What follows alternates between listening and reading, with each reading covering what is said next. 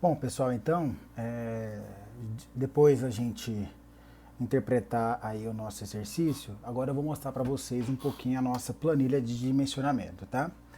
Vocês entrando na pasta do Classroom, vocês verão que tem uma pastinha lá dentro que diz planilhas de dimensionamento. Dentre as planilhas que tem lá de dimensionamento, está a planilha de dimensionamento de sarjeta, tá?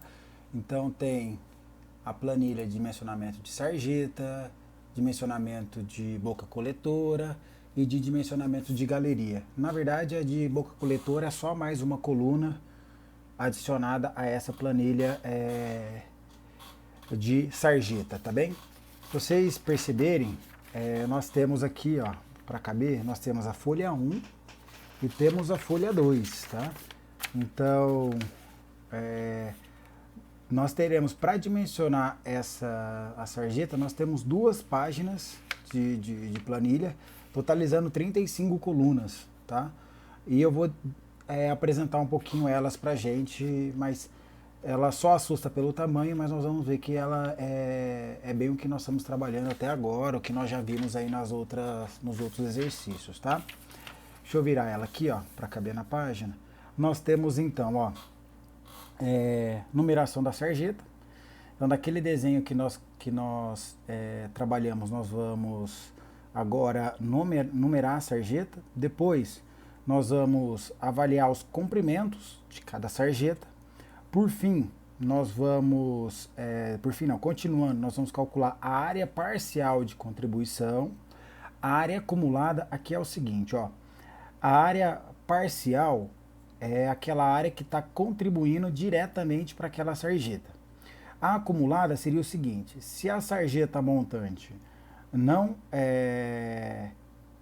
contribuir para a sarjeta ajusante, aí nós vamos acumulando área. Se por acaso a sarjeta de montante ela colocar uma boca coletora que drene ou que engula toda a água dessa sarjeta montante, a área acumulada a outra sarjeta não vai ter nada, tá bem? Então, por exemplo, supondo que a área 1 tenha dado aqui, a primeira sarjeta tenha dado uma área de 0,1 hectares de contribuição. Mas no final dela, mas como ela é a primeira sarjeta, eu não tenho nada acumulado até ela.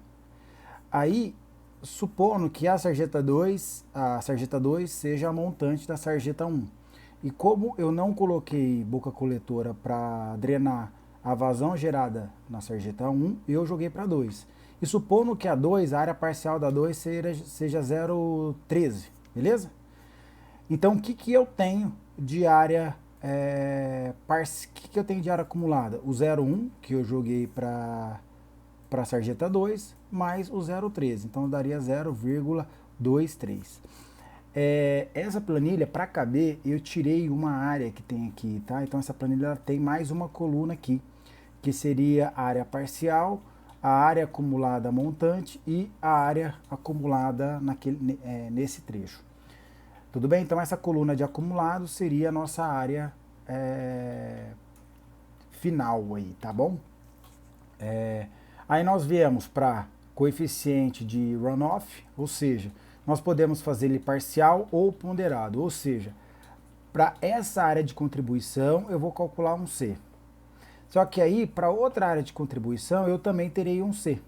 Supondo que aqui eu tenha só residências e aqui eu tenho um parque, que eu quero diferenciar. Aí, nessa sarjeta 1, a área parcial do coeficiente foi de 0,75, por exemplo. Então, ponderado para a área 1 ficou 0,75. Porém, nessa segunda sarjeta, como tem um parque, esse valor aqui cai para 0,40, por exemplo. Aí eu vou ponderar este com este e vou obter uma outra área, um outro coeficiente ponderado. Exemplo, 0,65, por exemplo. Ou seja, eu posso ir obtendo parcial para cada uma das sarjetas, para cada área de contribuição a cada sarjeta e ponderando respectivamente, ou eu posso fazer o seguinte: olha, determinei que para o meu bairro inteiro é 0,62. E aí eu vou trabalhando com 0,62 para cada uma das sarjetas. Tudo bem? Vou virar aqui. E aí nós entramos na questão do tempo de concentração. que vai ser, na verdade, nós vamos fazer o tempo de concentração em função do tempo de entrada e do tempo de concentração daquele trecho. Na verdade, esse daqui não é tempo de concentração, é tempo de percurso, tá? Então é o seguinte, ó, na sarjeta 1, o tempo de entrada vai ser aquele tempo para escoar sobre o lote, depois escoar sobre a sarjeta e chegar até a primeira boca coletora. Supondo que para essa primeira sarjeta foi de 15 minutos, beleza? Só que eu não tenho tempo de percurso, não tenho nada, né? Então esse daqui vai ser 0. Consequentemente, meu tempo de concentração na primeira sarjeta vai ser 15. Supondo que eu estou lançando a água gerada na primeira sarjeta para a segunda, ou seja, ela demorou 15 minutos para chegar até a boca coletora, e supondo que ela vai demorar na outra sarjeta, vai demorar mais 15 minutos, ou seja, vou só para alterar aqui, supondo que seja 14 minutos, beleza? Ou seja, o escoamento na segunda sarjeta leva 14 minutos. Como na primeira levou 15 e eu não engoli tudo, eu vou ter o tempo de percurso na outra igual a 15, ou seja, foi o tempo que andou na sarjeta anterior. Assim, o tempo de concentração na sarjeta 2, eu tenho que andar, a água ela vai ter que andar 15 minutos na primeira sarjeta e depois mais 14 minutos na segunda sarjeta até chegar lá na boca coletora. Assim vai ser 29. Supondo que na segunda sarjeta também eu não precise colocar a boca coletora, tá? Que a vazão da sarjeta ela não seja superada. Eu posso pegar e jogar para a próxima, supondo que deu 13 a sarjeta 3, o tempo de entrada dela. Só que como tem percurso do anterior de 29, eu vou ter 42 minutos até a terceira. E assim por diante. Beleza? E aí nós vamos para a intensidade da chuva. Intensidade da chuva, lembra? O IDF. Vou colocar aqui, mas depois a gente vai ver. K, tempo de retorno, elevado a Azinho, mais tempo da chuva, mais Bzinho, elevado a Czinho. O coeficiente de tormenta é aquele coeficiente CF em que a gente ajusta em função do tempo de retorno. E aí nós temos a descarga, seja ela parcial, seja ela acumulada. O que quer dizer isso? Por exemplo, supondo que a parcial da sarjeta 1 seja 0,100 metros cúbicos por segundo. Então o que vai ter acumulado até ela? Só 0,100. Beleza? Supondo que na sarjeta 1 eu não tenha capacidade de engolimento, o que eu vou fazer? Eu estou jogando, e aqui na segunda seja 0,090. Eu estou jogando 0,1 para a próxima e estou acumulando. E assim por diante. Ou então, supondo que dessa sarjeta 1, eu consiga engolir 50% colocando uma boca coletora. Então vai estar me sobrando aqui ainda 0,05 metros cúbicos por segundo.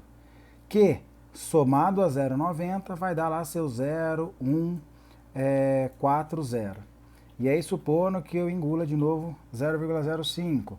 E aqui seja gerado 0,08. Então, 0,8 eu engoli 0,5, sobrou 0,9. 0,9 com 0,8 vai dar 0,170. E assim por diante. Nós podemos ir jogando a vazão para jusante. Aí nós vamos vir aqui para a próxima. Deixa eu dobrar ela aqui só para a gente poder avaliar ela bonitinha e caber no nosso celular. E aí nós vemos aqui, ó, para a segunda planilha, onde nós vamos ter o primeiro, que nós vamos calcular a vazão da sarjeta, e depois a vazão que está acontecendo sobre a rua. Óbvio, se a gente estiver trabalhando com aqui, a vazão que está acontecendo na rua. Supondo que a gente está trabalhando com uma via expressa, então a gente não vai tolerar alagamento na rua. Então essas colunas aqui da vazão sobre a rua a gente não tem. A gente só vai trabalhar com a vazão sobre a sarjeta, beleza? E aí entra todos os coeficientes lá, ó, da sarjeta. Rugosidade da sarjeta, a altura da lâmina d'água na sarjeta, T maiúsculo, declividade transversal da sarjeta, o inverso da declividade transversal e declividade longitudinal, vazão. Essa vazãozinha ela tá com asterisco porque essa daqui, ó, ela pode ser a vazão 1 menos a vazão 2. Tudo bem? se a gente tiver a declividade da rua diferente da declividade da sarjeta. Caso contrário também, se a declividade da sarjeta for a mesma que a rua, então nós temos um cálculo de vazão só. Se a declividade da rua for diferente da sarjeta, então nós temos a vazão 1 menos a vazão 2 mais a vazão 3, mesmo esqueminha. Bom, sobre a rua, o N da rua, rugosidade da rua, lâmina d'água na rua, o quanto que a água avança sobre a rua, a declividade transversal da rua, o inverso da declividade transversal da rua, a declividade longitudinal e vazão. Aí nós temos aqui no cantinho, ó, a vazão teórica, ou seja, é a soma da vazão 27 com a vazão da coluna 20. Aí nós vamos virar, que aí nós vamos ter o fator de redução, esse fator aqui em função da declividade transversal da sarjeta, e multiplicando a vazão teórica pelo fator de redução, nós vamos ter a vazão admissível. E aí nós vamos calcular, nós vamos chegar na situação que nós teremos ou não uma boca coletora no final da rua, e nós teremos algumas intermediárias, tudo bem? O que difere essa tabela da tabela de boca coletora? É que aqui eu coloco, na tabela de boca coletora eu tenho a posição, por exemplo, 17 metros, e eu coloco a quantidade, por exemplo, 3 bocas coletoras. Então só acrescenta as colunas intermediárias aqui de quantidade de bocas coletoras, beleza? Então nós temos posição, quantidade. A gente começa de trás para frente, tá? Então, ó, final, supondo 100 metros, lá no final da sarjeta. Depois eu tenho uma outra a 70 metros. Depois eu vou ter uma outra a 40. Depois eu vou ter uma a 10. E assim por diante.